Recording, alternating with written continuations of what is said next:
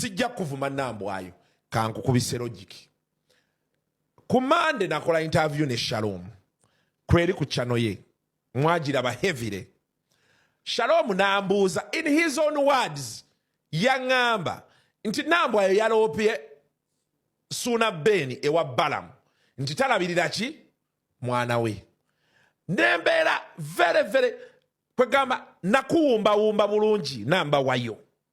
Nengamba Nambwayo concentration giteeke kulaba nti ozaawe ki enkolagana. Siina kintu kibi kye nayogera nti oba nakuvuma nti oba nakola ki. Nakulabye okubagana.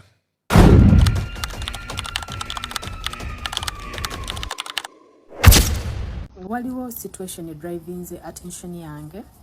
Omwami Kasuku yavuddeyo nga batudde wamu ne bagamba nze natutte taata w'omwana wange wa Balamu okubeera nga nfuna obuyambi. So I had to come out and clear the air. Nambwayo kye njagala omugamba kiri kimu. Nambwayo ebintu bye yakola abimanyi. Ate family byaji anti wuliriza nze nkubuulira mazima. Family byagireka ngeri very divided. Okitegedde. Kati Nambwayo for the good of her child asoka akkiriza obudde buteekinga presidents. Okitegedde. Akkirize time ekole ki? Abantu bano bahiringe. Kuba kati olaba ebyo byagala bw'ate yaloopye wa Balamu biki ate bigenda kwongera musajja busungu na kukyawa mwana.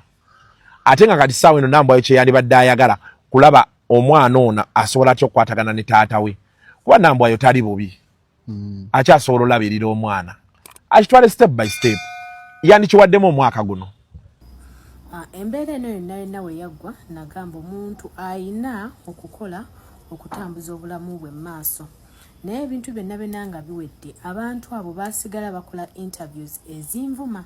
So nagezaako ne ngenda mu kitongole ekitutwala balekeraawo okunvuma ng'oba weebase ogenda okuzuuka nga bataddeyo interview ekuvuma.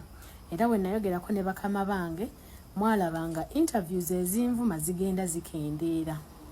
So after some time mba nina wendi ngenda okulaba nga bakoze interview endala era nga abantu bantaaginga.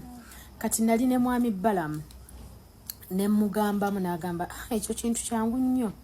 So nze kyendabye abantu bano we babulwa content nga bakwata Nambwayo nga bamuteekako ekintu nga Nambwayo akoze bwati ne bwati.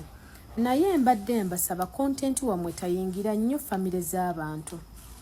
Mwami Kasuku nkulabye emirundi mingi nga onyingira nnyo gwe content wo kutuuza mwami oyo ne munzirako ne munvuma ne munzivoola. Naye ekyo nafuna engeri gye nkikolamu ne kibeera nga kikoma. So nkulabye emirundi mingi nga ogezaako okunteeka wansi mu mbeera eyo nti Nambwayo ogeze bwoti ne video bwasinga okutambula okutrendinga nti Nambwayo olinga kino era mwobuli gwe mwokolera. Naye content waffe abeereko waakoma ku famire z'abantu. Abeereko waakoma kuba nze sobola kuyingirira famire yo.